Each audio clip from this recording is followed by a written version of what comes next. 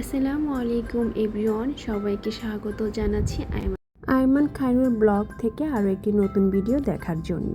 আজ আমি আপনাদের সাথে শেয়ার করব একটা ভর্তা রেসিপি। এটা হলো শীতকালীন সবজি সিম এবং আলু দিয়ে একটা ভর্তা রেসিপি। এই ভর্তাটা আসলে গরম ভাতের সাথে খেতে অসাধারণ লাগে। তো চলুন চলে যাই ভর্তা রেসিপিটা তৈরি করার জন্য। এখানে আমি নিয়ে নিলাম কিছুটা পরিমাণ সিম এবং আলু, আর সাথে নিয়ে নিলাম এখানে কয়েক টুকরো কাঁচা রসুন।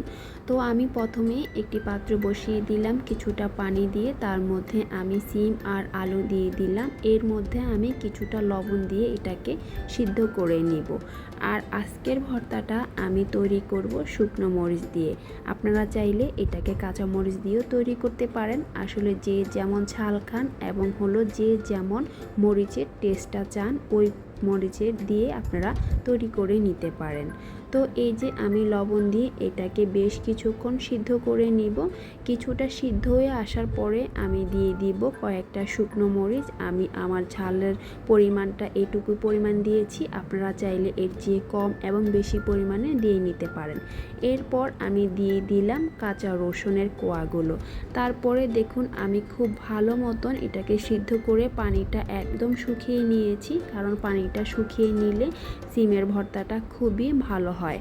আর এই যে এখন আমি একটা প্যান বসিয়ে দিলাম, সেই কড়াইতে আমি কিছুটা তেল দিয়ে প্রথমেই হলো আমি শুকনো মরিচগুলোকে ভালো মতন ভেজে নিলাম।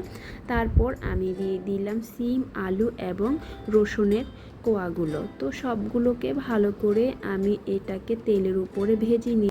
তেল দিয়ে ভেজে নেওয়ার কারণে ভর্তাটা আরও বেশি মজার হয়ে থাকে এবং শিল নোড়াতে বাটার জন্য আরও বেশি সহজ হয়ে থাকে।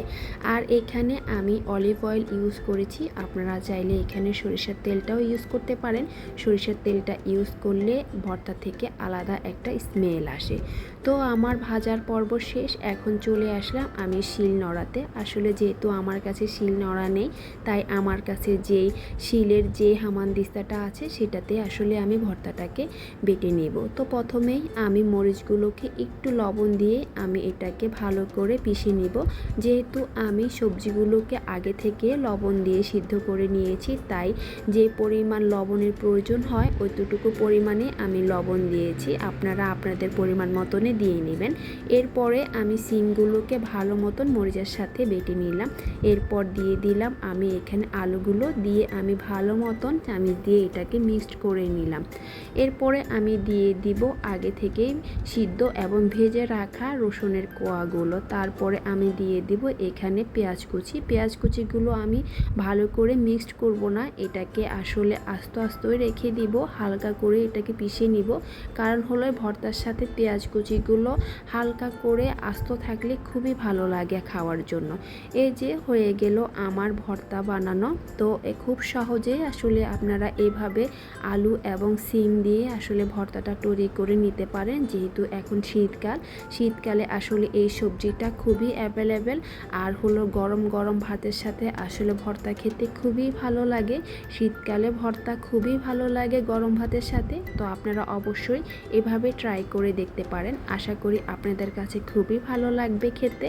তো আজকের ভিডিওটি আমার এই পর্যন্তই। আমার ভর্তা রেসিপিটা কেমন হলো অবশ্যই কমেন্ট করে জানাবেন।